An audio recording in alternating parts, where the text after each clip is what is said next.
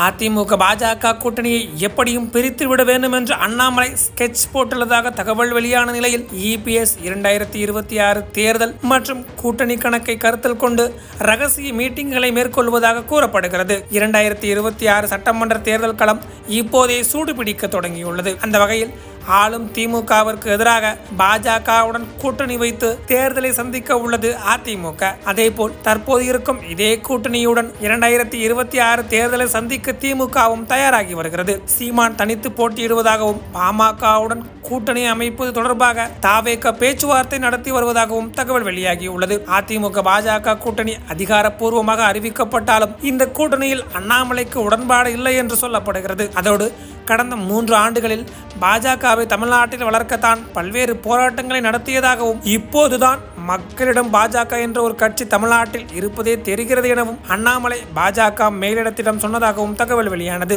சூழல் இப்படி இருக்க இதனை பயன்படுத்தி கொண்டு பாஜக தலைமையில் கூட்டணி அமைத்து சட்டமன்ற தேர்தலை சந்திப்பதுதான் நமது கட்சியின் வளர்ச்சிக்கு உதவும் எனவும் அதிமுக தலைமையில் தேர்தலை எதிர்கொள்வதில் விருப்பம் இல்லாமலும் அண்ணாமலை இருப்பதாகவும் சொல்கின்றனர். அதேபோல் கடந்த காலங்களில் பொன் ராதாகிருஷ்ணன், தமிழிசை உள்ளிட்டோர் எல்லாம் 2 முறை தமிழக பாஜக தலைவராக இருந்தனர். ஆனால் தன்னை மீண்டும் தலைவராக்க விடாமல் இபிஎஸ் தான் தடுத்து விட்டார் எனவும் அவருக்கு எதிராக பல்வேறு திட்டங்களை அண்ணாமலை தீட்டி வருவதாகவும் தகவல் வெளியானது. இச்சூழலில்தான் இந்த செய்திகள் எல்லாம் இபிஎஸ் காதுகளுக்கு போக 2026 தேர்தல் மற்றும் கூட்டணி கணக்கை கருத்தில் கொண்டு ரகசிய மீட்டிங்குகளை இபிஎஸ் மேற்கொண்டு வருவதாக கூறப்படுகிறது. அதில் பாஜக கூட்டணியுடன் தேர்தலை சந்திக்கலாமா, இல்லை கடந்த நாடாளுமன்ற தேர்தலின் போது கூட்டணியை விட்டு வெளியேறியது போல் வெளியேறி விடலாமா என்றும் பேச்சுவார்த்தை நடந்ததாக சொல்லப்படுகிறது. அதிமுக மூத்த நிர்வாகிகள் சிலருக்கு பாஜக உடனான கூட்டணியில் விருப்பம் இருந்தால் பலருக்கு அதில் உடன்பாடில்லை என்றும் கூறப்படுகிறது. இந்த ரகசிய மீட்டிங்குகளுக்கு அண்ணாமலை ஒரு காரணமாக இருந்தாலும்